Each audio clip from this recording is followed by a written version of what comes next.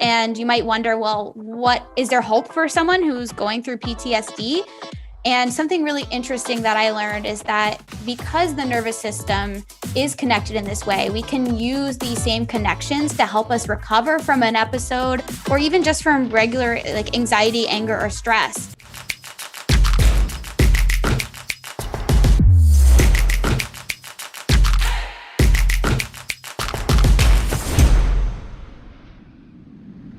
On this episode of The Creator Community, we'll meet Peyton Lynch, a Disney senior product manager with a mission to turn trauma into triumph for so many. We'll learn how the tragedy of 9/11 has played a central role in her life with her husband in helping them grow, the impact of post-traumatic stress disorder, and how empathy training has helped her evolve and overcome adversity across her life.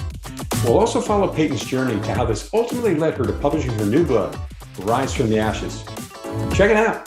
Welcome to the second season of The Creator Community. This is a new podcast series from book publisher New Degree Press, or NDP. I'm your host, John Saunders, founder of Forward Advisory Solutions. The show is designed to celebrate, elevate, and showcase many of the incredible authors that have published their books with NDP. This year, NDP will cross over 1,000 published authors. In this show, we'll get to know the authors and their books, as well as give you a behind-the-scenes look at their journey. We'll find out what it takes to bring a book from an idea to actually being published and available wherever you buy books online. It's far from easy, but not impossible. Today I have with me Peyton Lynch, author of Rise from the Ashes, Stories of Trauma, Resilience, and Growth from the Children of 9/11. Peyton is a senior product manager at the Walt Disney Company. From a young age, storytelling has been an important part of her life, teaching her to understand and engage audiences. In 2020, she decided to take the plunge and dedicated herself to sharing the inspiration she has gained from her husband and other 9/11 surviving children. When Peyton isn't writing, you can find her playing in the Disney parks or traveling in her Airstream trailer with her husband, John. Peyton's book will hit the shelves summer 2021, early September, and will be available wherever you buy books online. Peyton, welcome to the show. Oh, thank you so much, John, for having me. I'm excited to be here. It's completely my pleasure. Well, we heard a little bit about your background.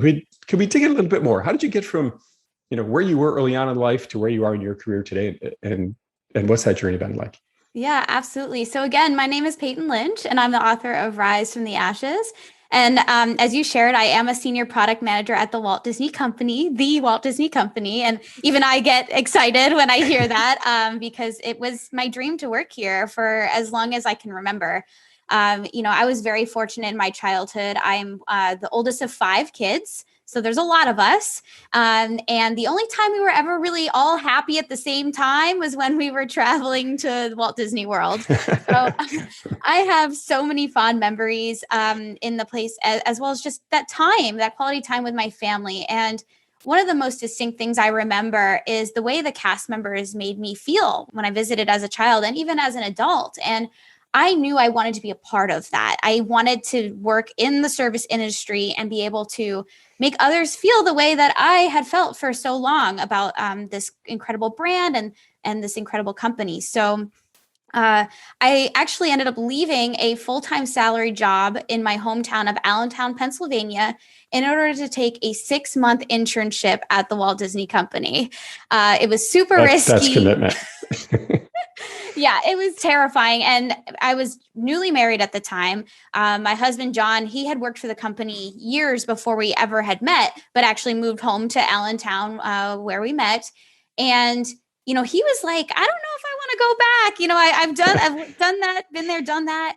And I was like, please, I didn't get to do the college program or any of those experiences. So my time was really running out to get my foot in the door. At least that's the way I felt. And luckily, he took a chance on me too. And we moved our lives down to Orlando. He didn't even have a job at the time.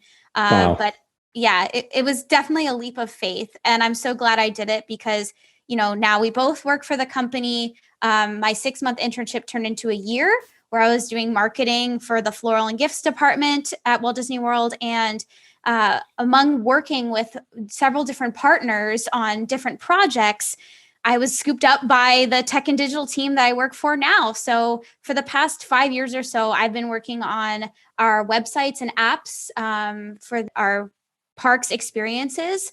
For 2.5 years, I worked on the Disney Cruise Line Navigator app. So was very busy this past year getting us back to sailing safely. And now I'm working on the My Disney Experience app. So if you ever visit us in Orlando and use any of those apps, you'll get to see the incredible work my team does. I have to say, as a person who's taken my kids to Disney once or twice, I'm a huge fan of the app. It makes the experience so much easier. And, the whole getting the passes and getting into the different rides, it's incredible. Well, talk about commitment and passion for creation and creativity, this journey you went on and going all in on getting to Disney. And here you are many years later with a very successful career there. And then you saw creation as something to continue with. You've written a book. I mean, that's incredible, Peyton. And congratulations, by the way. Thank you. Can you share with us a little bit about that journey? How did that come to be? And, how did you get from this idea to your published book? And yeah, absolutely. So again, all these things sort of came together to create the perfect storm, a good storm for me to write this book. And I was actually participating in a podcast interview from my alma mater, DeSales University in Pennsylvania. And it was supposed to be a podcast just about, my experiences as a student at the university and how that propelled me into my career. And the podcast was actually hosted by a friend of mine and fellow author, Carla Quintanilla. She also went through the Creators Institute and is about to publish her book as well. And so as we were preparing for this session, Carla and I got chatting. She's worked for Disney, so we have that common bond as well. And she started talking about how she was writing this book at the Creators Institute. And I thought that was so interesting. And I confided in her that I was interested in writing a book. I didn't really know exactly what I wanted to write on. I just knew this was a passion of mine. And then, as these things happen, I don't know if this happens to you, but my best ideas come at 3 a.m. when I really need, a tablet handy to write everything down. Keep a pen nearby, right? Yeah. Exactly. Yes. And so I actually woke up with this idea, and I woke my husband up at 3 a.m. that day. And, I'm like tapping on the shoulder. I'm like, wake up. Like, I think I need to write a book. And he's like, yeah, okay, go to sleep. It's 3 a.m. He's like, what's this crazy lady waking me up for? But I couldn't keep that idea out of my head. I latched onto this now. So I reached out to Carla, and she was like, you should talk to this Eric Custer guy. And I'm like, I don't know who that is, but he sounds great. And now, having gone through the program, I can see just how incredible he is and the fruits of the incredible work he's done here. And so once I got to chatting with him, I learned more about Creators Institute and how we could work together. And he had told me that, we could have a published book by the late summer, August 2021, which is what we're on track for now. And when we talk a bit more about the topic of the book, you'll see how that timing couldn't be more perfect and truly serendipitous. So from there, I really just took advantage of everything that the Creators Institute has to offer. I mean, that whole classroom setting and that being able to learn with that group was crucial to the development of my book and this whole process. Being able to collaborate with my editors and fellow authors and working with them to help set those hard goals, right? Because as you mentioned, writing a book, it's achievable, but it's not always easy, especially if you're working a full-time job and you have other commitments.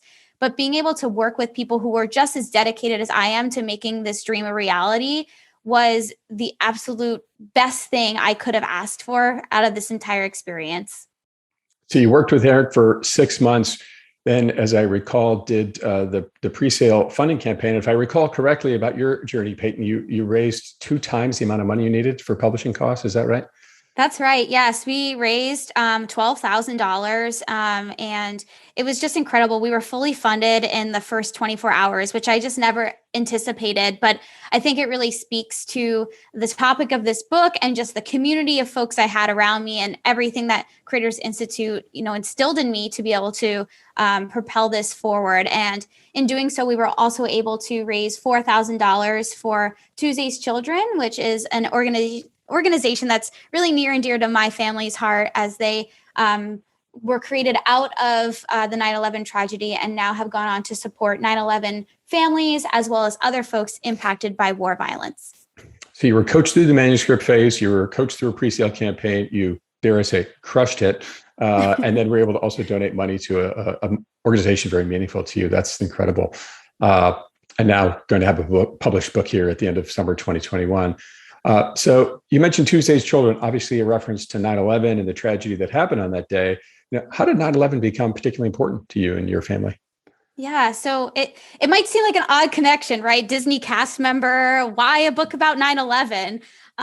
Well, it actually came about because my husband, Jonathan Lynch, is the son of Robert Henry Lynch Jr., who was the property manager at Two World Trade in New York City.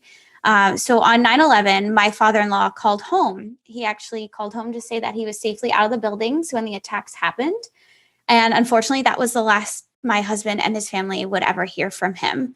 It took weeks to learn anything else, and they unfortunately never recovered my father-in-law. But what they did learn from others that saw him there that day was that he did go back inside to help others evacuate. And so he did lose his life, saving others.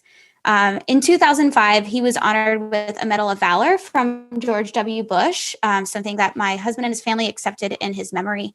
The award was actually given to public safety officers who were killed in the line of duty on September 11th. And even though my father-in-law, he was a civilian, and he was still honored with this award, which is an incredible testament to the person he was and the legacy he left behind. And I will never forget when my husband shared his story with me, because when we first started dating in 2013, I didn't know this. And my husband is the most happy-go-lucky person on the planet. So I couldn't imagine that this could have happened to someone like him.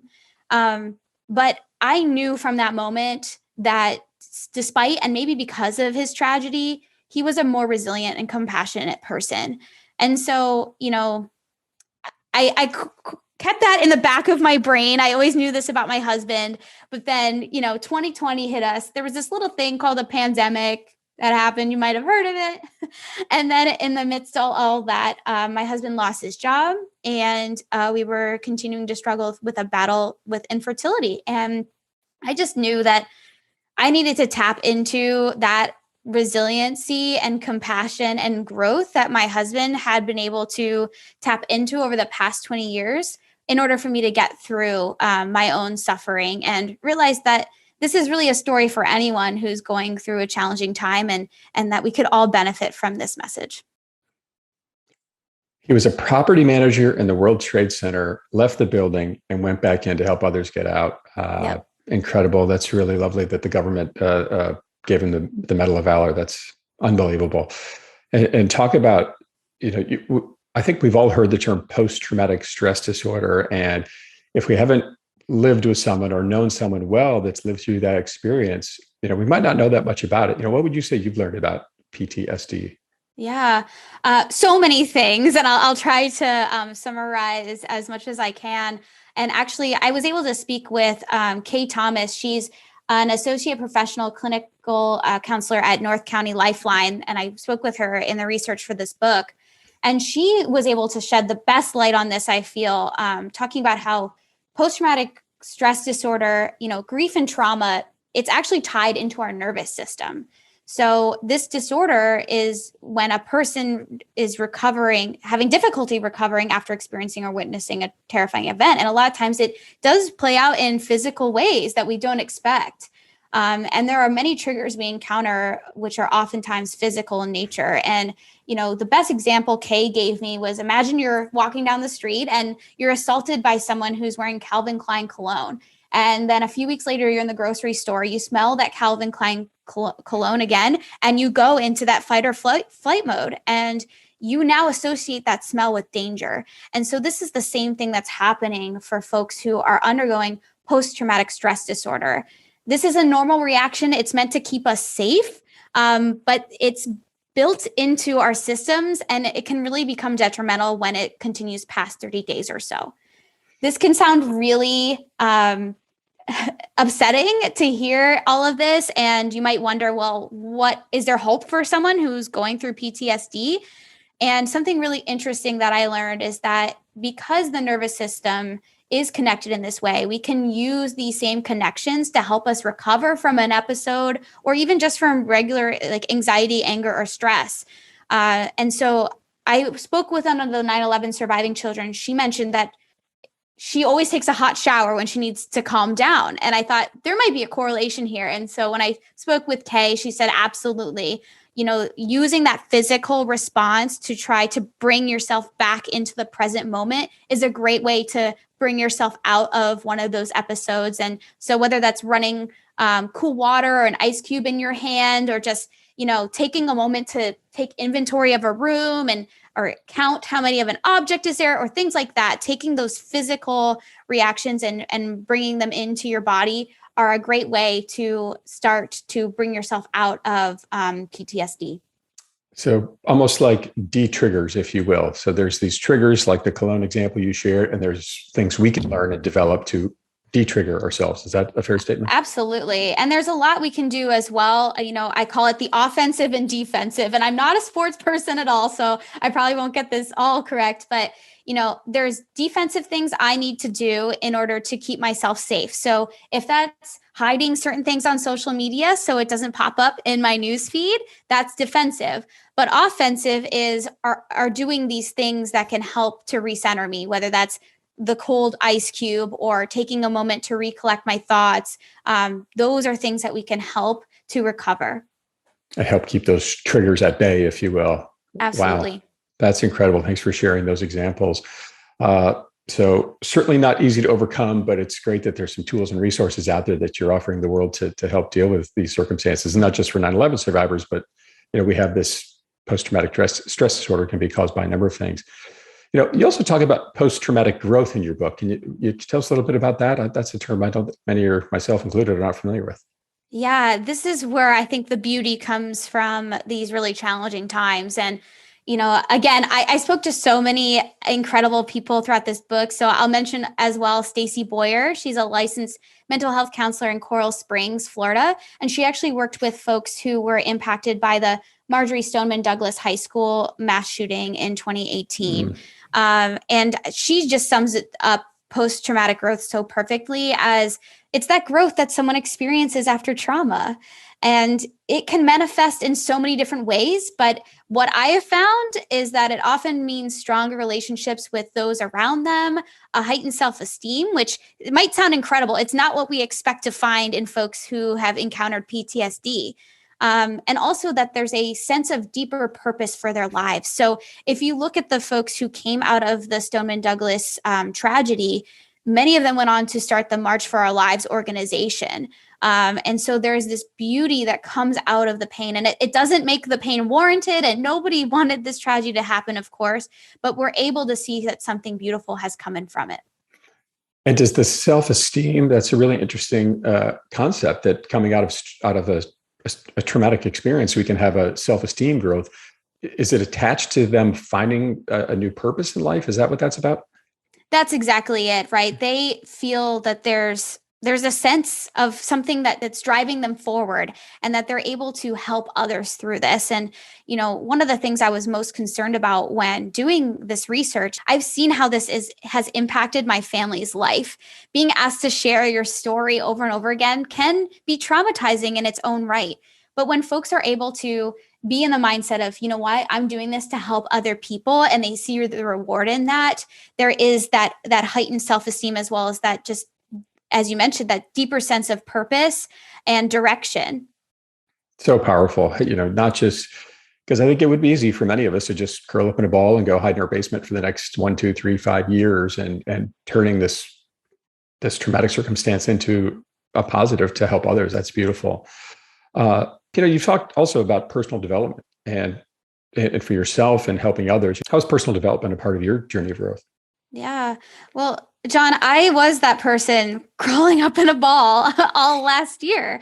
And I know that's probably, I don't want to say it's hard to believe, but I work for Disney. I always got a smile on my face. So I think I had a really hard time accepting the fact that I was in a lot of pain, and I was really unhappy with my circumstances. So the biggest thing for me on my personal development journey here has been that I've taken the time to learn from others about how they've walked through life's most challenging moments.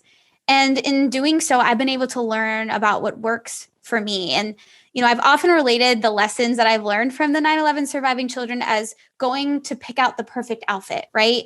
the beauty is that I've gotten to pick which tactics work best for me and find the ones that fit perfectly. So, you know that sometimes you need the perfect shoes or the perfect belt or the right accessory to go with the outfit.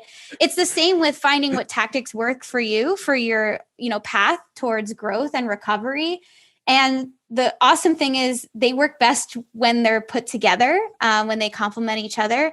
And you know what? If I decide in 6 months that this tactic isn't working, great. I can shed that pair of earrings, and move on to the next. And that's the beautiful thing that I've learned, as well as giving myself a lot more grace in exploring, how I'm feeling in this moment, being okay with not being okay, which was something that I was not okay with. I was not okay. And really, I'm not completely recovered, if I'm being honest, but I was not okay being not okay.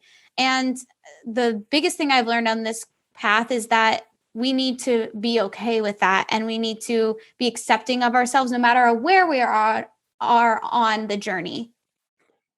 It's okay not to be okay. I really appreciate that. And this concept of, I hear a lot about self-awareness in here and sort of taking that time to reflect and really think about how I'm feeling and why. And I really appreciate the fact that this roadmap you talk about in your book is, there is no one size fits all here, right? There's a number of ways to work your way through this. But I think, what would you say are the ways people get to those solutions? How do they get there if maybe they are struggling and they're on their own? Yeah, there's a few things that I've pulled away as like the biggest takeaways from the 9/11 surviving children. The biggest thing is surrounding yourself with people who care and can help you. What I've seen in the folks that have been the most successful is that they had incredible support systems. So for the 9/11 surviving children, their surviving parents, I always say, are the hidden heroes, because even in their midst of their own pain, they were doing everything they needed to make sure that those kids, now adults, were able to really thrive in their environment. And so finding those people, even if they don't understand your circumstance, just those people who are going to be there with you in that moment. And then as well as finding professional help if you can. And I know, there's a lot of privilege in being able to afford proper health care and mental health, but therapy is an important part of this path to recovery. And I encourage it for everyone. Another piece is, it sounds simple, but making sure to document the things that you're grateful for in a day. It may sound like it's oversimplifying it, and I don't want to promote toxic positivity because this is not what this is. But what I've found is that folks who spend just 10 minutes a day at the start of their day taking inventory of at least 3 things they're grateful for, even if it's, I heard the birds chirping today, right? There were days I woke up where that was the best thing I could write down. But still, getting yourself into that mindset, it is a practice and it is a habit. And if you take the time to start working your thought patterns, you'll find that no matter your circumstances, you have an opportunity to live a joyful life. There's positive and beautiful things all around us, right? And sometimes we might just need to take a step back and look for them. Sometimes they're not always sort of right in front of our face. And I love this idea of journaling and taking some time to reflect. I really appreciate your message around, go seek help. And it might, you don't have to pay for it. Go find someone you can just go talk to. Right. It's going to get better, but it's hard to do it on your own for sure. I also hear a story in there of empathy, and you talked in your book a little bit about empathy training. What would you like the listeners to know about empathy? Yeah. The biggest thing I'd love for everyone to know is that empathy is an emotion. So when we talk about folks who are empaths, they are typically those who are emotionally invested in the circumstances of others. And I know I'm like this, I'm extremely emotional when I hear bad things happening to other people, even if they live thousands of miles away and I don't know them. But the thing is that empathy, it's not something that you can make other people feel, right? And so what empathy training can do is take the emphasis off of the emotion and give people the skills to care for people. So even if you're not feeling it, you can put the practices into place. I often hear the fake it till you become it, right? We know that our body language and things of that nature, they can become muscle memory for us. This is the same thing. once we take the time to build this habit and we're put in a place where we can practice what it means to care for others, then we can create repeatable, lifelong practices when interacting with others who are going through challenging times. And what could you give us an example of what practicing might look like? What do I need to do to practice empathy? Yeah, a really great exercise that I love to do at work as well. I work with global teams from all around the world. So we're completely virtual. We speak different languages as our first language. I mean, there's just a lot of things that might be coming up and seem like they would be cultural barriers that have actually created a very diverse platform for us at where I work. And one thing that I've always done when starting with a new team is taking some dedicated time to just walk in the other person's shoes. And so that means sitting with that person, asking a few key questions about their culture, their beliefs, what's their favorite food, like taking the time to get to know the person as an individual rather than just someone I work with and needs to get a job done, has made the bond between the people I work with that much stronger, and also have made me a better advocate for people when things aren't maybe going as we expected. So because I'm able to understand, there's so many times in the past where I've been like, what is taking this person so long? They don't know XYZ. When the reality is they could be sitting there saying the same thing about me. And that's not really fair, right? Because there's a lot going on in all of our worlds. But as I've taken the time to know the people, to understand their roles and understand what they're going through, I'm able to say, you know what? It's not that easy. This person is coding is way more complicated than I could ever understand. And then I'm able to help advocate that for others. And that's just one way I've seen that play out in the workplace. And I think there's countless other ways we could be implementing this practice in our schools and in our communities as well. I love that this idea is clearly not just linked to 9/11 and 9/11 survivors, but certainly a key part to your story, and that we can apply it in so many parts of our lives. And this concept you shared, walk a mile in their shoes, or just getting to understand them better and where they're coming from. We all wake up and face the challenges we face every day, don't we? And if we just assume that everyone's fine and just not doing something because they don't want to do it, right, or not understanding their perspective, we can really run into some challenging times. What a great message to get out there, not just for helping people with post-traumatic stress disorder, but also, the corporate and work environment. What an unbelievable story tied to, unfortunately, a tragedy, but it sounds like you and your husband have learned and grown so much from it. When you think about your book journey, Peyton, what's an unexpected positive you found just from going through this experience and writing your book and getting it published? I think one of the biggest things is the way that I've been able to connect with others who are going through challenging moments, or just others who are interested in writing and want to learn more about that journey. I just never imagined being able to have this type of community around me. Just even in our cohorts within the Creators Institute, my editor connected me with someone who is going to be in a 9/11 play and asked if I can come and speak to her cast about my book and just about my family's experience. And to know that there's other people who care about this and who are going through infertility like me, I just think the more I've opened up and shared parts of this journey, whether from writing the book or just living life, the more I found that others are out there struggling. And it never makes me feel happy that other people are struggling too, but there is strength in numbers, and there's a lot of beauty in learning from one another and helping each other on our paths. What a powerful message, the power of community, right? And the book's getting written right? You think of all these movies where the author goes out to a cottage in the woods and disappears for a year, right? And writes this thing all by themselves. And here, what a different experience where you had this cohort of a couple of hundred people and got to know others and create this networking environment, learn from each other, and provide, maybe even create opportunities for each other. That's really powerful. When you think about your book, Peyton, what would you say is a key message or lesson you hope readers could take away if they do read your book? Or I should say, when they read your book. Yeah. My hope for this book is that it's not just a look back at 9/11. I think you mentioned that already, that yes, it's sort of encompassing these stories, but a broader look into how it can impact everyone.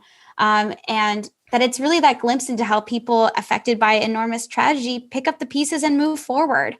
And the 9/11 surviving children, they're living proof that all of us can do this and tap into our best selves. And even if you haven't been personally affected by 9/11, these lessons, they apply to all of us. And I just hope that we're all able to see what it means to bounce forward after a tragedy, recognize that our past doesn't define us, and that we all have the opportunity to rise from the ashes. Recognize that our path doesn't define us. I really appreciate that. And that really speaks to the global nature of your message, which is this isn't a book just for 9/11 survivors. It's about so many tragedies we see in our lives, unfortunately. And I really appreciate your concept of thinking about, let's try to find something positive every day. If we look for it, we'll find it, but we have to be intentional about it. And I really appreciate that part of your story. Peyton, if people want to learn more about you and your book, where might they go? Absolutely. So you can find more about the book at www.peytonlynch.com. And if you're interested in learning about the book, but also, some of my personal antics and travels, you can follow me on Instagram at Peyton Meets World. I've seen some of your personal antics on Instagram. Love the Airstream trailer. Such a beautiful vehicle. And I love that you guys roll that all around the country. Peyton, thank you so much for being on the show.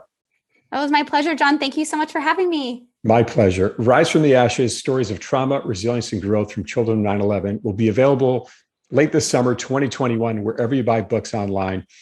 I'm your host, John Saunders. Keep moving forward.